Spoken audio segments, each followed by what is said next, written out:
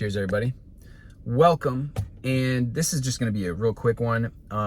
Just providing clarity around the topic of feeling. Everyone's always, and it's not your fault, because the English language I don't think is suitable for describing these very abstract concepts, and there is just not accurate words for this that I believe that we have in the English language. But anyways, I'm going to read this real quick and explain what the difference is here. So when I speak of feeling, I do not mean emotion, but acceptance of the fact that the desire is. That is from Neville Goddard, right? So he is not talking about emotions. So when he says feeling is the secret, he's talking about the knowing that I've been talking about on this channel, that the desire is acceptance. And so when you look at David Hawkins' scale of consciousness, that acceptance is right there with courage, neutrality, acceptance, willingness. That is the area that you want to be around right there.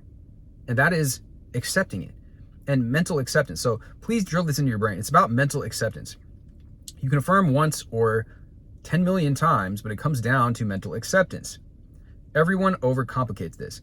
But when some people say it's done or I have it, it means mental acceptance. That's another thing that people get confused, and that irks me about like the Neville Goddard community. It's like, I have it. And then it's just like, okay, well, now you got this cognitive dissonance because you're telling yourself you have it, yet in your 3D, you don't have it.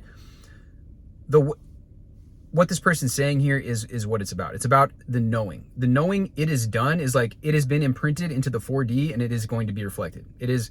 And anyways, there's so many different people that will debate about this or whatever. But the fact is, when you put in an Amazon order and you're like, okay, it's coming to me, does that make you disidentify with it? Does that make you in a sense of lack? Like, a lot of people will be like, oh, if you think it's happening or it's in the process of occurring, then it puts you in a state of lack. But it's just like, that's an individual thing. That's a subjective thing, because when I order something on Amazon and I place the order, to me, that's like, it is done. But I don't say it is done. I'm like, yeah, it's happening. Or like, yeah, my order's being fulfilled. The order's being processed, like it's on its way type of deal, right?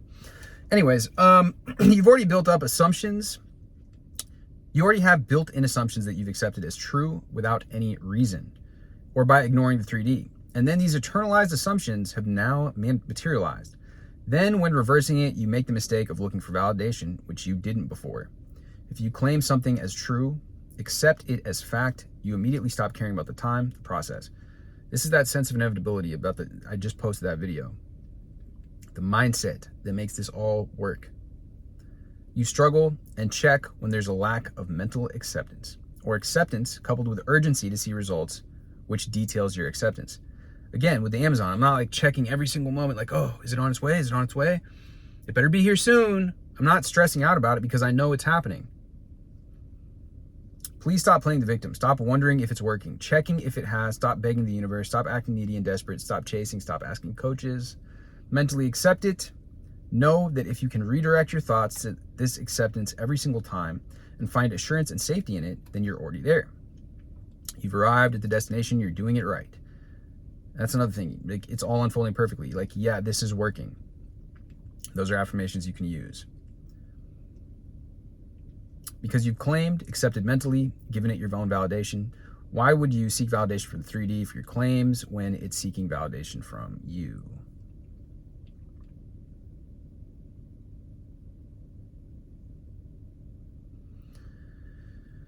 So there's a top comment here, somebody talking about the SP. And that might be, they might have something that's worth reading, but honestly, what I'm about to say right now is going to be even better. And that is that when you are coming out with this desperate energy, this chasing energy, this like, I need them to like show me this sign. I need them to text me. I need them to do anything. That's a presupposition that you're not fulfilled without them. And as soon as you get into that line of thinking, you're cooked.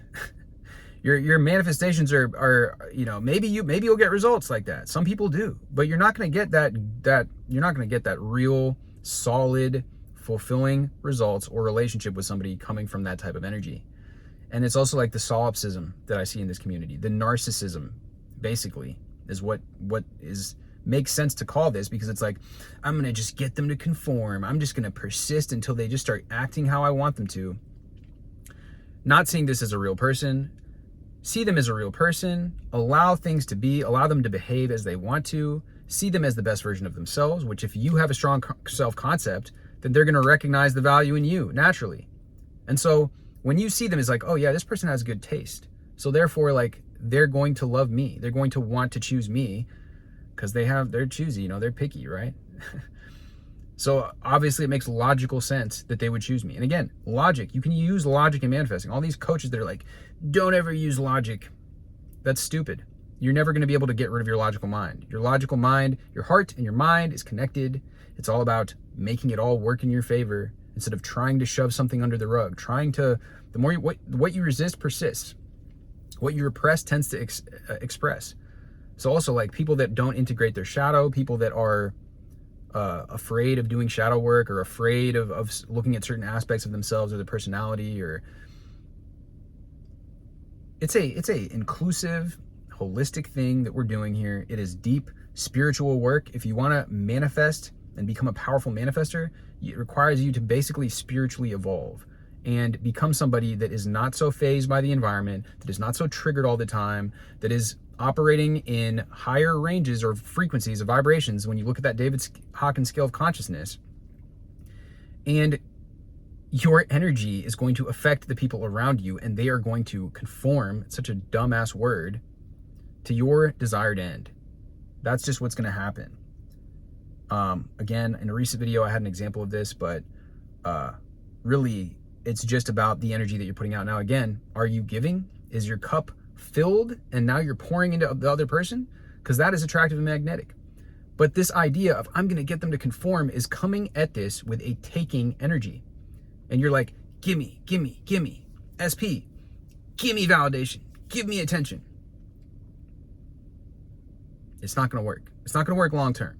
Like I said, you might get some instantaneous results. You might get the text message. You might like get them reaching out or something. But if you want like a long-term fulfilled relationship, you got to be focused on what are you giving into this situation, and you will receive, because the universe is a mirror in the sense that the energy that you reflect, when you give, you will be given to in that relationship. Again, you're co-creating here. So the Neville Goddard, the way that people in these communities, I don't think it's really Neville Goddard as much as the dogma that is discussed in these communities. That's like, they now have no choice but to conform because you've imagined the end. And like, some people are just not good people. Some people are just not good matchups for you. It's like, why would you imagine somebody, or why would you imagine a snake, a venomous snake, to be a cute little cuddly teddy bear, right? And then you're sleeping with the snake's biting you, and it's like, oh, I'm just gonna imagine that the poisonous toxic venom isn't poisonous. I'm just gonna imagine that, they're this cute teddy bear, right? That's how you get fucked in reality. That's how you're taking these things in a way that is just completely devoid of common sense. And so if somebody is doing something that's actually abusive, that's hurtful to you, they're clearly a danger to themselves and the people around them, why are you trying to get that person to conform? You don't want that person to conform. What you want is your desired end, which is somebody that is quality. Because if you have a high self-concept, then you're going to be wanting somebody that is worthy of you. You're not going to be wanting to chase somebody who has all these toxic behaviors and stuff, and just to like prove that you can like get them to conform. I mean, it's just anyways, just some, I guess, little things that just bother me about the way that things are discussed in this community, because ultimately that is a sign too of like chasing. I need, it's like you're putting your powerhouse out of yourself. And the people that are like, well, if I'm the god of my reality, why can't I get them anyway? If you're the god of your reality, don't you want the best treatment? I don't want to entertain BS treatment from people. Anyways, and even if it's possible that you, like, what is the point of getting somebody that is so persistent with this negative behavior that you don't like? What is the point of getting them to conform when you can just find somebody else?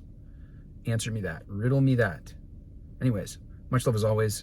Drop this with a like, and Let me know your thoughts down in the comments, and I will see you guys in the next video.